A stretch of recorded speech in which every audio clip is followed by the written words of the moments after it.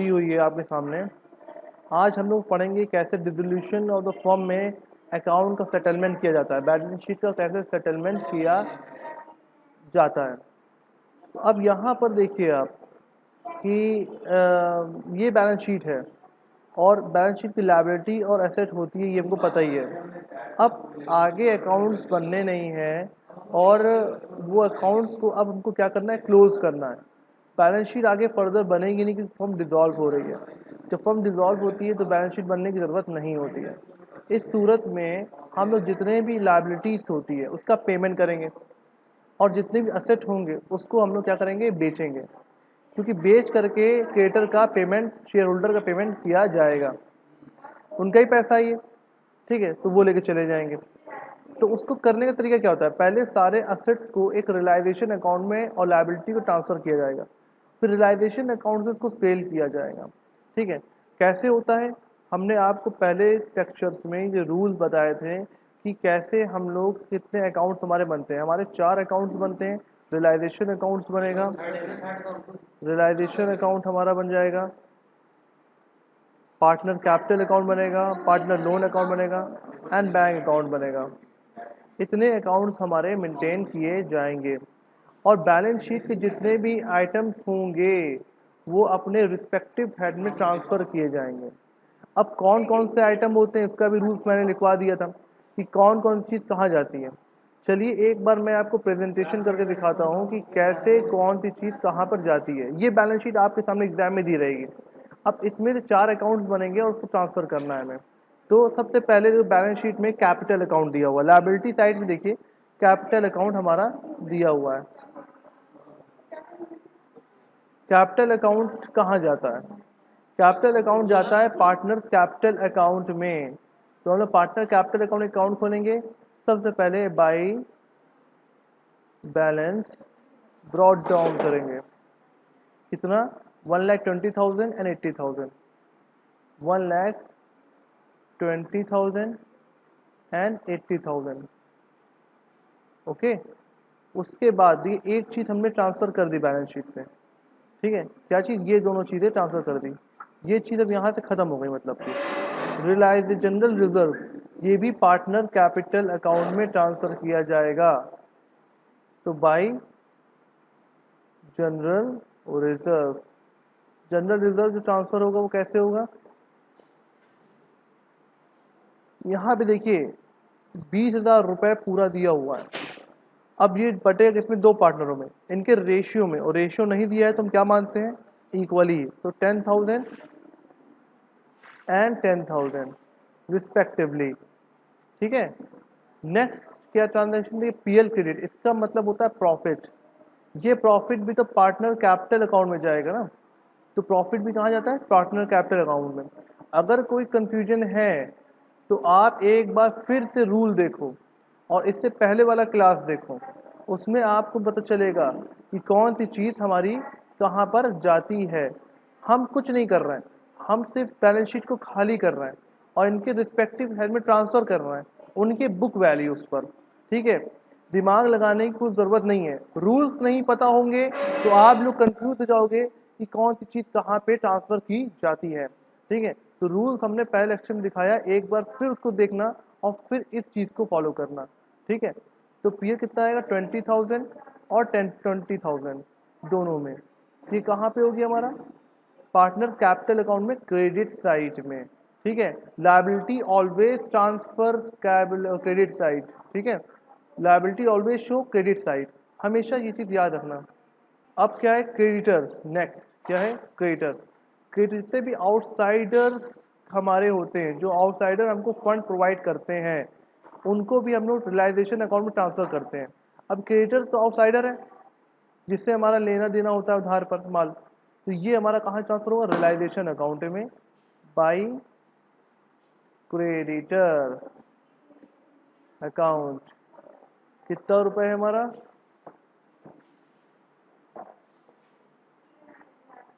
10,000, तो हमने ये ट्रांसफ़र कर दिया 10,000 रुपीज़।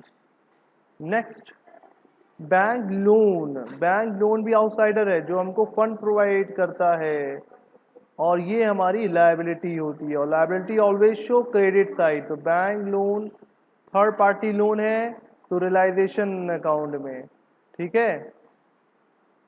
कहाँ पर मर जाएगा? 15,000 हमने ट्रांसफर कर दिया, 15,000 रुपये। नेक्स्ट ट्रांजैक्शन क्या है हमारा? Outstanding expenses. ये वो एक्सपेंसेस होते हैं जो मुझे पेड करना था पर मैंने पे नहीं किया, फर्म ने पे नहीं किया, आई मीन, ठीक है। तो ये भी हमारी लायबिलिटी बन जाती है, और liability always show credit side. Outstanding expenses कितना है हमारा? 1,000। तो 1,000 हमने पेड कर दिया। नेक्स्ट क्या है हमारा? ठीक है, partners loan account. This partners loan account कहाँ पर है? लायबिलिटी साइड में। कहाँ पर है? लायबिलिटी साइड में है। तो ये ट्रांसफर होगा पार्टनर्स लोन अकाउंट में बाई बैलेंस ब्रॉड डाउन। बच्चों याद रखना, अगर कोई भी partners loan account liability side में है, क्या बोला? आई रिपीट कि कोई भी पार्टनर्स का लोन लायबिलिटी साइड में है तो वो पार्टनर्स लोन अकाउंट में ट्रांसफर हो जाता है। कहाँ पर? क्रेडिट साइड में। लायबिलिटी देखो हर जगह कहाँ ट्रांसफर कर रहे हैं? क्रेडिट साइड में ट्रांसफर कर रहे हैं। तो कितना आएगा हमारा? 10,000। तो 10,000 पहले यहाँ लिख दें, कितना हमारा था। क्लियर है? उसके बाद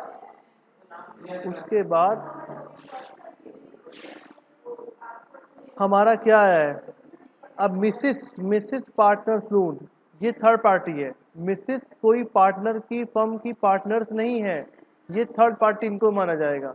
2,000 रुपये। तो ये भी हमारा रियलाइजेशन में ट्रांसफर हुआ third party loan by Mrs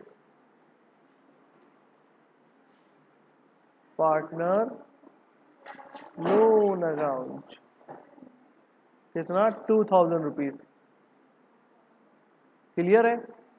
अब देखो एक चीज ध्यान दो, एक कॉमन चीज सब में ध्यान दो कि एक सिस्टम क्या बना हुआ है। हमने पढ़ा था account is systematic record of transaction, शुरुआत में अकाउंट की डिफिनेशन पढ़ा था। तो यहाँ पे वो सिस्टम कैसा है? जितनी भी लायबिलिटी के आइटम थे, जितने भी लायबिलिटी के आइटम थे, वो देखो हर अकाउंट के क्रेडिट साइड में ट्रांसफर किए गए हैं। कहाँ पे किए गए? क्रेडिट साइड में, अपने रिस्पेक्टिव हेड में। ठीक है, समझ में आया कि नहीं आया? तो लायबिलिटी के जितने आइटम होते हैं वो तो एक बात तो तय है कि वो क्रेडिट साइड में जाएंगे, लेकिन कौन से जाएंगे? जितने भी थर्ड पार्टी लोन होगा वो रियलाइजेशन में जाएगा। ठीक है, जितने भी जनरल रिजर्व बैलेंस पार्टनर का कैपिटल होगा, करंट होगा, या आपका जनरल रिजर्व होगा, या पीएल क्रेडिट होगा, ये सारी चीज़ें पार्टनर्स के लायबिलिटी साइड में जाएगी। और उसके बाद जो पार्टनर्स लोन होगा वो आपके पार्टनर्स लोन अकाउंट खोलेंगे और उसमें हमारा ट्रांसफ़र किया जाएगा। अब हमने लायबिलिटी को उसके रिस्पेक्टिव हेड में ट्रांसफ़र कर दिया। अब किसकी तरफ आएंगे हम लोग? असेट की तरफ आएंगे। अब असेट की तरफ जाएंगे तो क्या होगा? असेट में लैंड बिल्डिंग है, असेट है तो रियलाइजेशन अकाउंट ट्रांसफर कर लेते हैं बुक वैल्यू पे टू लैंड एंड बिल्डिंग। कितने की? 1,00,000 रुपीज़ की। Second, plant and machinery 50,000 to plant and machinery 50,000 book values पे। नेक्स्ट हमारा क्या है? फर्नीचर 20,000 का हमारा होगा, तो टू फर्नीचर 20,000। नेक्स्ट हमारा क्या है? स्टॉक 50,000। देखो स्टॉक भी हमने क्या कर दिया? 50,000 का उतार दिया डेबिट साइड में। ठीक है, उसके बाद नेक्स्ट हमारा क्या है? पीएल डेबिट, ये हमने लिखा है, ये होता है लॉस। जैसे कि यहाँ पे हमने लिखा था पीएल क्रेडिट, ये पार्टनर्स के कैपिटल अकाउंट में क्रेडिट साइड गया था। इसी तरह पीएल डेबिट हमारा पार्टनर्स के कैपिटल अकाउंट में डेबिट साइड जाएगा। आई मीन पीएल क्रेडिट जो था हमारा क्रेडिट साइड में गया था, तो पीएल डेबिट हमारा डेबिट साइड में जाएगा। इसको कर दें तो यहाँ पे क्या है, टू PL डेबिट, कितना था हमारा, चेक कर लेते हैं अमाउंट, 5000, तो 2500, 2500 हमारा आ जाएगा 2500 और 2500। क्लियर है इतना कंसेप्ट। नेक्स्ट ट्रांजैक्शन हमारा क्या है, उसके बाद हमारा क्या है, डिफर्ड रेवेन्यू एक्सपेंडिचर। 11th में ऑलरेडी हमने इस टॉपिक को कवर किया। डिफर्ड रेवेन्यू एक्सपेंडिचर क्या होता है फाइनल अकाउंट में, ये वो खर्चे होते हैं जो बहुत हैवी नेचर के होते हैं, जिसको गवर्नमेंट परमिट नहीं करती कि एक बार में आप PL अकाउंट में दिखाएं। वजह क्या होती है इसके पीछे, क्योंकि अगर ऐसे खर्चे अगर PL में एक बार की दिखा दी जाएंगे तो एक्सपेंडिचर्स बढ़ जाते हैं, जिसकी वजह से प्रॉफिट नहीं होगा, और प्रॉफिट नहीं होगा तो टैक्स नहीं भरेंगे, और टैक्स तो लेना ही है गवर्नमेंट को। तो गवर्नमेंट बोलती है ऐसे खर्चे जो बहुत हैवी नेचर के होते हैं तो उसको आप वन टाइम राइट ऑफ नहीं करेंगे। मतलब 5 लाख का मैंने एडवर्टीजमेंट पे खर्चा कर दिया, सपोज 5 लाख रुपए एडवर्टीजमेंट पे मैंने खर्चा कर दिया। अब 5 लाख रुपए पूरा PL के डेबिट साइड दिखाएंगे तो खर्चे मेरे बढ़ जाएंगे, और जिसकी वजह से प्रॉफिट मार्जिन कम हो जाएगा, और गवर्नमेंट पे इस पर लेना है टैक्स। तो वो टैक्स कैसे लेगी, ठीक है, तो टैक्स तो आएगा नहीं, लॉस आ जाएगा। तो गवर्नमेंट कहती है कि इस 5 लाख को आप हर साल 1-1 लाख रुपए दिखाओ अगले 5 सालों तक। तो 5 लाख में 1 लाख रुपए PL में दिखाएंगे तो खर्चा कम हो गया और प्रॉफिट बढ़ जाएगा, तो टैक्स पे लग जाएगा। फिर इस 4 लाख का क्या करेंगे, 4 लाख को बैलेंस शीट में असेट साइड में ले जाएंगे। तो सवाल उठता है क्या सर ये एसेट बन गया हमारा, तो एसेट का मतलब सिर्फ ये नहीं होता कि वो किसी फिजिकल फॉर्म में हो, एसेट वो का मतलब होता है जो हमको फ्यूचर में बेनिफिट दे सके। ये हमारा कैपिटल एक्सपेंडिचर होता है, कैसा हो गया, इसको कैपिटल एक्सपेंडिचर हो गया, और जितने भी कैपिटल एक्सपेंडिचर होते हैं वो बैलेंस शीट के पार्ट होते हैं, ठीक है। ये चीज़ आपने 11th में बहुत डिटेल में पढ़ी होगी, तो वही चीज़ मैंने आज थोड़ा सा रिकैप कर दिया। तो डिफर्ड रेवेन्यू एक्सपेंडिचर को कौन डिस्ट्रीब्यूट करेगा, पार्टनर डिस्ट्रीब्यूट करेंगे, फर्म डिस्ट्रीब्यूट नहीं करेगी, ठीक है। तो इसको कौन करेगा, पार्टनर डिस्ट्रीब्यूट करेंगे। तो कैसे करेंगे वो मैं बताता हूँ आपको। ये पार्टनर्स के क्रेडिट साइड में, ये पार्टनर्स के कहाँ चला जाएगा, डेबिट साइड में डिस्ट्रीब्यूट हो जाएगा, कहाँ, पार्टनर्स कैपिटल अकाउंट में, ठीक है। तो इसको पार्टनर कैपिटल अकाउंट में डिस्ट्रीब्यूट कर दें to deferred revenue expenditure, short form लिख रहा हूँ, D.R, डिफर्ड रेवेन्यू एक्सपेंडिचर, ठीक है। तो कितना था हमारा, 3,000 रुपये ट्रांसफ़र, 6,000 रुपये था, 3,000 रुपये में ट्रांसफ़र कर दिया A और B में। नेक्स्ट ट्रांजैक्शन क्या था हमारा, चेक करें, deferred revenue partners loan account. देखिए यहाँ पर एसेट साइड में भी हमारा ये क्या है, पार्टनर्स का लोन अकाउंट आया। ये मान लेते A का लोन है, किसका है, A का लोन है हमारा, ठीक है। अब इस लोन का क्या ट्रीटमेंट करेंगे, बात आती है, ये लोन है क्या, ये कौन सा लोन दिया है, कैसे समझेंगे। क्रेडिट साइड में भी, लायबिलिटी साइड में भी लोन था, और डेबिट एसेट साइड में भी लोन है। ये लोन असेट्स में है, मतलब फर्म ने अपने पार्टनर्स को लोन दिया होगा, अब उनसे लेना है, तो फ्यूचर में उनसे होने वाला है बेनिफिट, ब्याज के फॉर्म में, इंटरेस्ट के फॉर्म में। तो एसेट का मतलब होता है जो फ्यूचर में हमको बेनिफिट दे, ठीक है, तो वो क्या है हमारा, असेट होता है। तो ये लोन असेट माना गया, तो ये पार्टनर के अकाउंट से लिया जाएगा, तो पार्टनर के अकाउंट से लिया जाएगा तो पार्टनर को डेबिट कर दिया जाएगा, ठीक है। तो यहाँ पे क्या आएगा हमारा, पार्टनर लोन अकाउंट, मान ए का था तो ए का नाम लिखिए कितना, 10,000, 10,000, 10,000 लिख देंगे हम लोग, ये भी हो गया।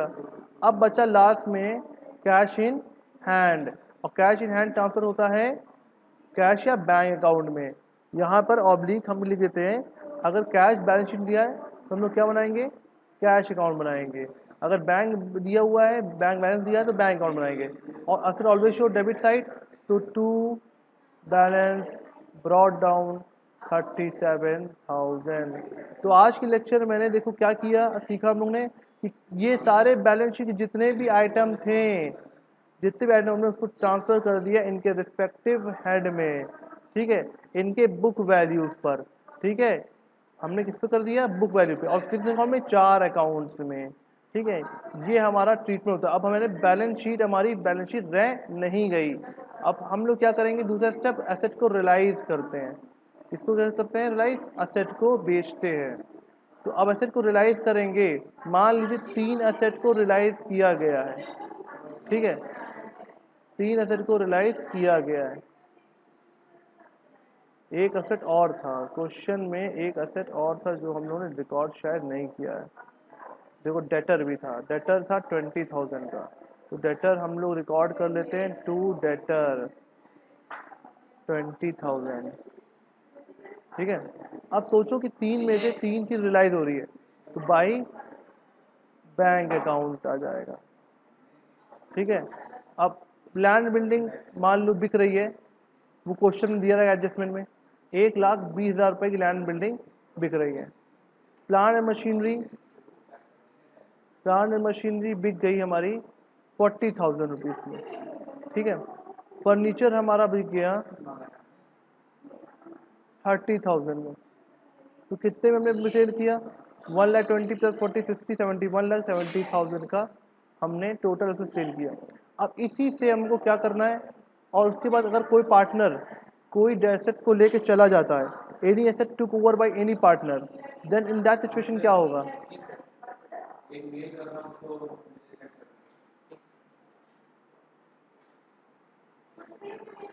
तो अब कोई पार्टनर, जैसे कि ये है stock is took over by the debtor is took over by the partner, तो यहाँ पे आ जाएगा बाई पार्टनर कैपिटल अकाउंट। ठीक है, कितना, 20,000। ठीक, अब हम लोग एसेट के बारे में, अगर स्टॉक के बारे में कुछ भी नहीं लिखा है, स्टॉक के बारे में कुछ भी नहीं लिखा हुआ है, तो क्या करेंगे, स्टॉक के बारे में जब कुछ नहीं लिखा है, तो इससे मान लेंगे कि स्टॉक हमारा सेल हुआ ही नहीं है।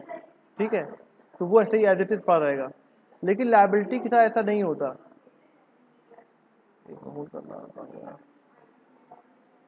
लायबिलिटी ऐसा नहीं होता। अब क्या करेंगे लोग, पेमेंट ऑफ लायबिलिटी करेंगे। क्या करेंगे, पेमेंट ऑफ लायबिलिटी।